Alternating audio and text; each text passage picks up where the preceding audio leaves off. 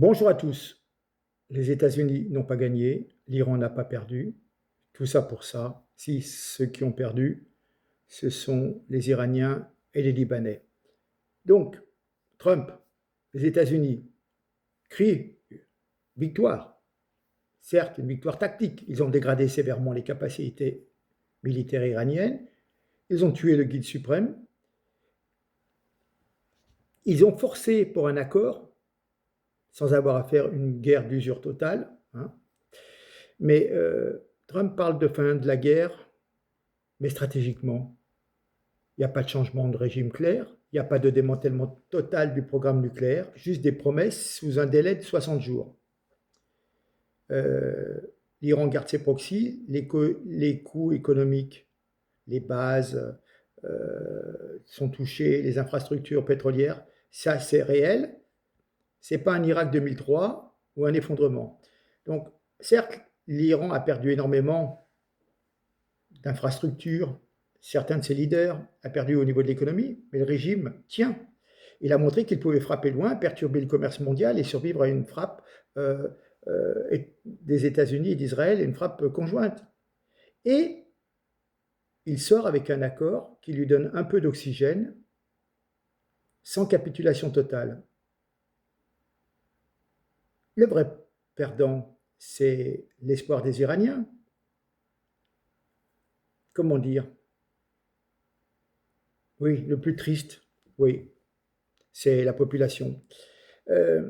Parce qu'on voulait une possible fissure du régime, et on pensait que la mort de Khamenei, les frappes sur les symboles du pouvoir, les difficultés économiques aggravées, ça pouvait créer un moment, ce qu'on appelle un momentum pour un soulèvement ou une transition, et le régime se présente en résistant face à l'agression impérialiste. Ça consolide son narratif et l'accord de paix risque de stabiliser encore plus ce régime. Donc effectivement, la société iranienne est vraiment loin d'un changement profond. Mais regardez ce qui a été signé, l'accord de paix. Mais toutes les exigences iraniennes sont satisfaites. Les avoirs iraniens gelés sont débloqués, le blocus naval américain est levé, Israël devrait se retirer soi-disant du Liban, les États-Unis indemnisent Téhéran pour les dommages subis, on parle de centaines de milliards, moi j'ai entendu 300 milliards, mais bon, sous réserve, hein.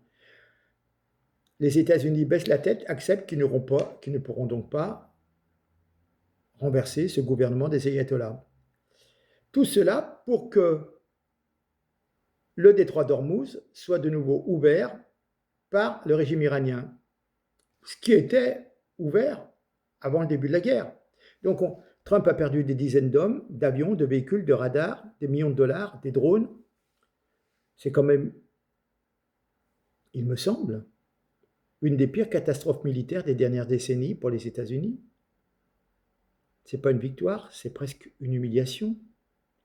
Donc maintenant, la puissance militaire des États-Unis, eh bien, ils ont montré qu'ils ne pouvaient pas venir à bout du régime iranien.